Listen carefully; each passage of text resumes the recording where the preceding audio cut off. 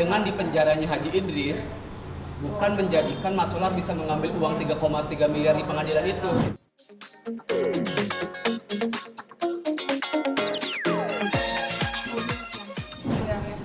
Sekilas bahwa tanah ini dari Pak Idris ke Pak Rusli.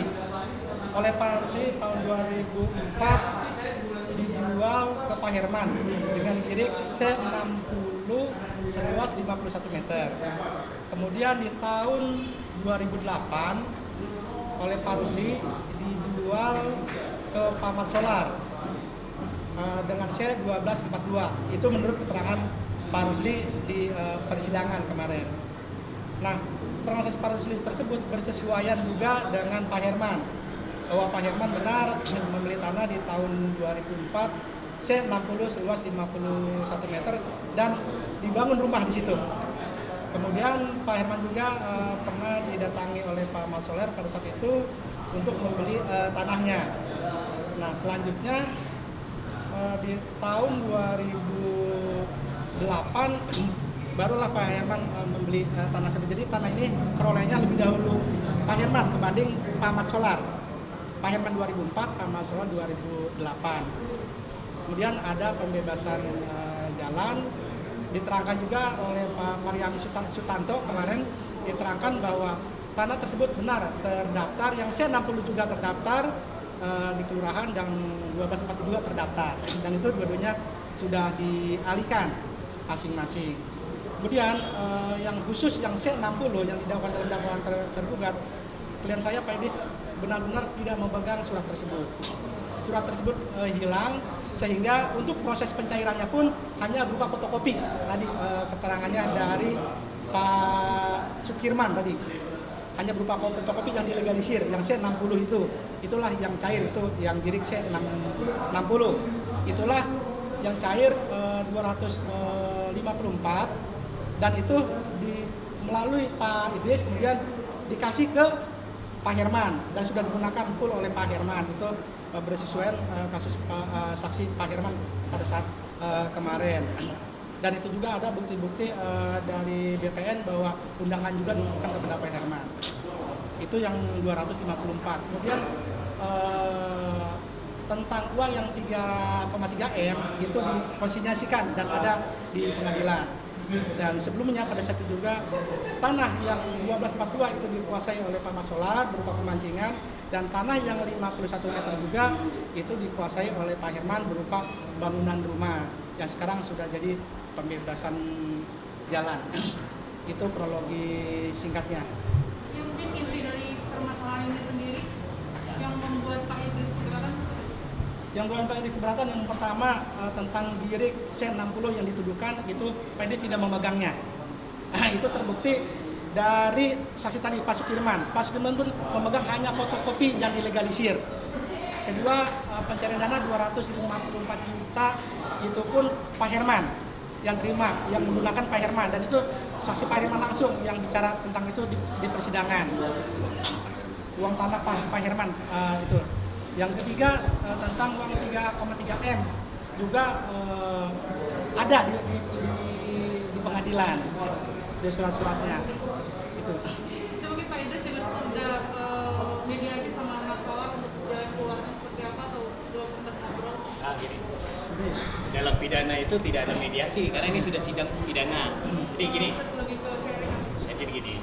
Pada dasarnya perkara yang masuk ke pengadilan negeri Tangerang ini, menurut pandangan kami ini belum masuk unsur-unsur pidana sebagaimana yang dakwaan di dalam pasal 372 maupun 378 KUHP. Jadi singkatnya ada 3 item aja deh saya ngomong untuk menentukan seseorang itu melakukan perbuatan pidana sehingga dia layak untuk menjadi terpidana. Nomor 1 itu dalam kasus ini masalah uang. Ada 2 uang di sini. Yang pertama 254 juta dari tanah 51 meter. Yang kedua uang 3,3 miliar dari tanah yang giring 1242. Dua-duanya ini uang ini klien kami tidak ada di kantongnya. Yang 245 tadi seperti dijelaskan oleh rekan saya Pak Endang, uang itu sudah diterima Pak Herman. Kenapa Pak Herman? Karena dia punya tanahnya. Pak Mat Solar tahu berdasarkan keterangan siapa? Keterangan Pak Herman. Satu. Yang kedua 1242, uangnya masih ada dititip di pengadilan. konsinasi. Setelah selesai perkara ini mungkin bisa jadi bisa dicairkan sepanjang ada perdamaian dulu dengan Pak klien kami. Yang kedua tadi bicara uang. Yang kedua bicara mengenai surat-surat tanahnya. Girik 1242, Girik C60. 1242 sudah ada di tangan Pak Mat Solar. C60 itu hilang. Kata siapa hilang? Kata saksi-saksi yang dihadirkan oleh jaksa. Nah terus apakah kepemilikan Pak Mat Solar jadi ikut hilang? Dan Girik hilang? Tidak. Karena apa? Karena Girik itu ada di buku besar kelurahan. Jadi letter C kelurahan itu sebagai ganti daripada Girik yang hilang itu. Tadi juga keterangan saksi dari BPN yang menyatakan bahwasanya letter C itu sudah dilegalisir di kelurahan. Artinya apa? Artinya memang dinyatakan hilang dan sudah ada surat keterangan hilang. Jadi bukan ada di kantong atau di lemarinya klien saya. Dua itu masalah surat. Yang terakhir yang ketiga terkait dengan masalah penguasaan fisik tanah. Yang tanah 51 meter sudah dikuasai oleh Pak Herman katanya. Beliau lebih dulu beli daripada Pak Rusli dan Pak Mat Solar. Tanah yang 1.300 itu dikuasai secara fisik oleh Pak Mat Solar. Sejak kapan? Sejak tahun 2008. Untuk apa? Untuk pemancingan. Dinikmati oleh siapa? Dinikmati oleh Pak Mat Solar dan keluarganya. Dalam konteks itulah kami berharap proses persidangan ini tidak terlalu berlarut dan alhamdulillah mungkin sidang terakhir besok itu saksi-saksi dari kami. Kami tidak terlalu banyak panggil saksi, cuma 2 orang saja saksi dari kami. Nah terus terkait dengan proses yang berlanjut ini, keinginan kami apa? Keinginan kami tentunya kami tidak ingin klien kami bebas, tapi kami ingin klien kami lepas, atau bahasa hukumnya itu hukum pidananya konslah, artinya perbuatannya terbukti Pak klien saya ini, tapi perbuatannya bukan perbuatan pidana. Akibatnya maka beliau harus dilepaskan. Yang terakhir dalam konteks ini, saya berharap Pak Mat Solar, kami kuasa hukum, diberikan kesembuhan. Saya berpikir husnuzon kepada Pak Mat Solar. Beliau mungkin tidak tahu permasalahan detail seperti ini, sehingga bisa berlanjut seperti ini, gitu ya. Yang kedua, hari ini juga agendanya tadi kami menyampaikan permohonan berobat klien kami. Karena apa? Karena beliau juga sudah sepuh, fisiknya drop di tahanan ini fisiknya drop, maka tadi kami mengajukan surat permohonan untuk berobat, gitu ya. Dan saya secara pribadi saja dari dulu ini saya fansnya Pak Mat Solar. Pak Mat Solar itu orang baik. Saya yakin Pak Mat Solar orang baik. Klien saya juga sama-sama orang baik. Kami berharap apapun hasil daripada putusan pengadilan, kami berharap semuanya yang terbaik. Saya tidak ingin mendahului putusan hakim, tapi saya berpikir kalau dari saksi-saksi yang dihadirkan oleh jaksa harusnya kan memberatkan klien kami. Tapi dari fakta persidangan, saksi-saksi itu dalam hukum pidana itu harus cutting bewis. Cutting bewis itu berkesesuaian antara saksi satu dan saksi lain. Pertanyaannya, apakah cutting bewis berkesesuaian? Ya, berkesesuaian. Untuk apa? Untuk meringankan klien kami. Itu pendapat subjektif kami, tapi tentunya majelis hakim yang terhormat yang akan memutuskan perkara ini.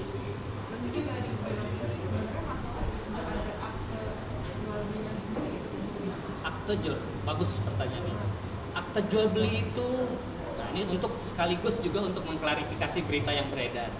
Jadi seolah-olah klien kami itu meminta 10% dari 3,3 miliar atau setara dengan 300 juta sekian. Katanya dia tidak mau tanda tangan, maka dilaporkan ke polisi sampai dengan proses ini. Faktanya adalah duit 300 juta, 150 juta, 1 rupiah pun sampai sekarang tidak pegang. Tapi beliau mau tanda tangan di tahanan penjara waktu ditahan di kepolisian. Artinya ketika beliau ditahan di kepolisian, ingin menyempurnakan transaksi jual beli dengan Pak Mat Solar, artinya apa? Artinya seharusnya perbuatan pidananya sudah hilang dia. Karena apa? Karena ketika dia sudah tanda tangan akta jual beli BPAT ini. Adapun tanda tangan di kantor polisi menyebabkan impact hukum yang lain dalam tanda kutip, tentunya nanti kita akan pertimbangkan untuk melakukan proses hukum terhadap ini atau tidak, jika diperlukan atau tidak. Tapi bagi saya yang paling utama adalah sudah tidak relevan lagi bicara mengenai ganti rugi 300, 150, 1 juta. Faktanya tanpa beliau dapat sepeser pun beliau mau tanda tangan gitu ya. Yang kedua, sudah tanda tangan juga masih ditahan juga. Sekarang masih di persidangan masih ditahan juga. Kami berharap hukum dapat berlaku adil buat seluruh pihak, dan tetap kembali lagi saya husnuzon kepada Pak Mat Solar sebelum beliau disembuhkan. Permasalahan ini tidak akan berlarut gitu ya. Kami berharap seperti itu. Sampai saat ini berarti Pak Idris di penjara sudah berapa lama? Kalau total hampir 2 bulan lebih beliau ditahan. Apalagi musim corona ini kan bahaya juga ditahan. Dakwaannya kan sebelum ada ya. Untuk dakwaannya berapa tahun? Kalau dakwaan kan pasal 37, 374 itu 78 maksimal itu 4 tahun penjara. Tuntutan Nanti kita akan mendengarkan tuntutan dari jaksa itu setelah saksi-saksi alat bukti pembuktian ini selesai. Nanti jaksa akan menyampaikan tuntutannya apa. Ya kami mau tuntutannya tidak ada gitu. Seperti itu. Sudah sidang yang berapa kali yang kedua ya? Ini sidang yang keempat. Berarti kan sudah sering dengan pihaknya masalah. Apakah masih mungkin diskusi dengan mereka?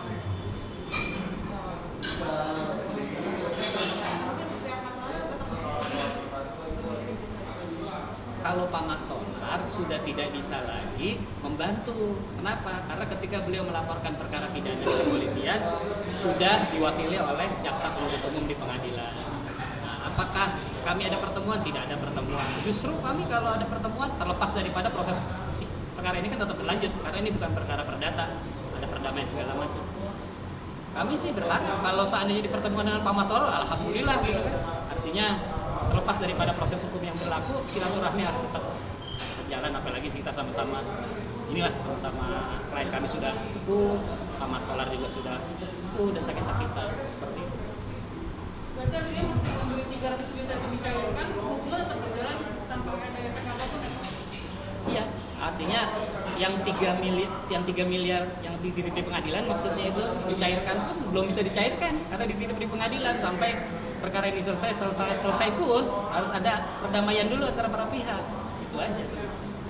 Jadi gini ya.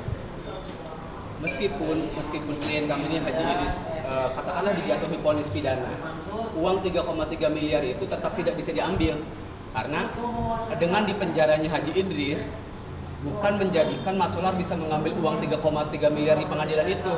Yang bisa menjadi syarat untuk Mat Solar mengambil uang 3,3 miliar itu hanya surat perdamaian.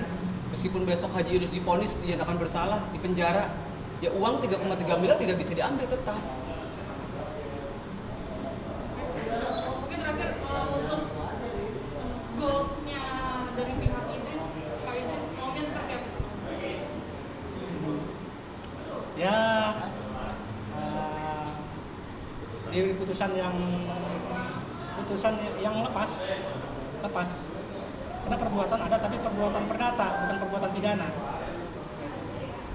Agenda sidang selanjutnya boleh dijelaskan agendanya apa, tanggal berapa?